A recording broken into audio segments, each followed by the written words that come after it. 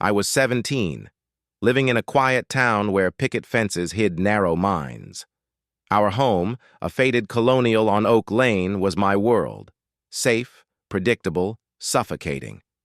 I spent hours sketching cityscapes, dreaming of college and a life beyond the town's whispers. My parents, pillars of the community, wore their prejudice like a badge, their dinner table rants filled with us versus them.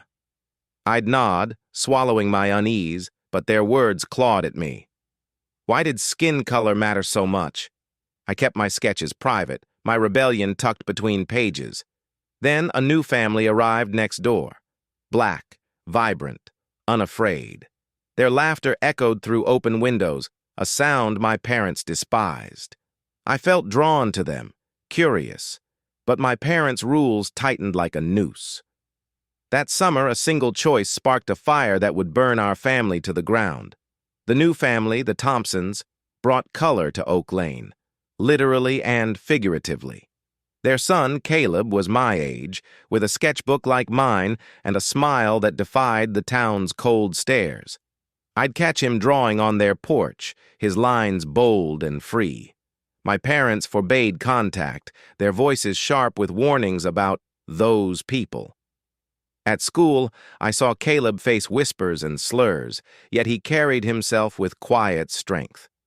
Shame burned in me. I wanted to speak up, but feared my parents' wrath. One day I left a note in Caleb's mailbox, suggesting we sketch together. My parents found it. Their fury was a storm, shouting, threats, accusations of betrayal. They demanded I cut ties or leave. I chose Caleb, sneaking out to meet him, our art a silent protest. But one night, my parents followed me. They caught us sketching, their faces twisted with rage. "You're no son of ours," they hissed, dragging me home. The next morning, my bags were packed. The porch light flickered as I stood, bags at my feet, my parents' eyes like ice. They demanded I renounce Caleb, swear to their hateful rules, or be disowned.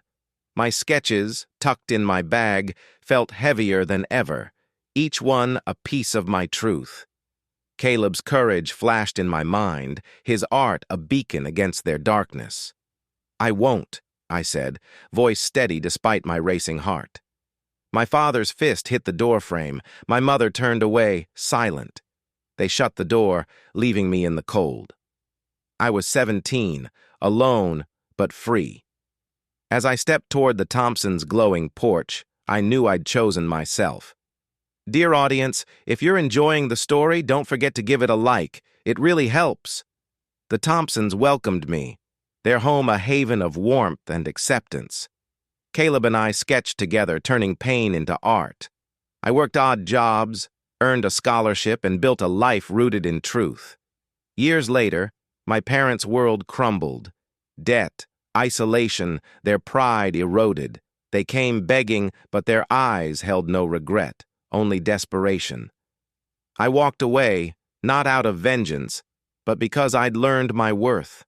Their hatred had lost them everything, while I found family in those they scorned. How do you forgive those who taught you hate, but not love? I chose to rise, to create, to live free. Thanks for watching. Subscribe to our channel for more powerful stories and new videos. My bags hit the porch, my parents' screams echoing, "You're no son of ours," all because I dared befriend someone they hated. Why did my sketches, my choice, cost me my home?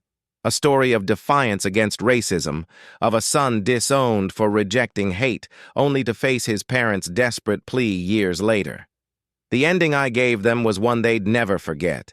Want to know how it unfolded? Watch now. Welcome, story lovers. From where are you watching?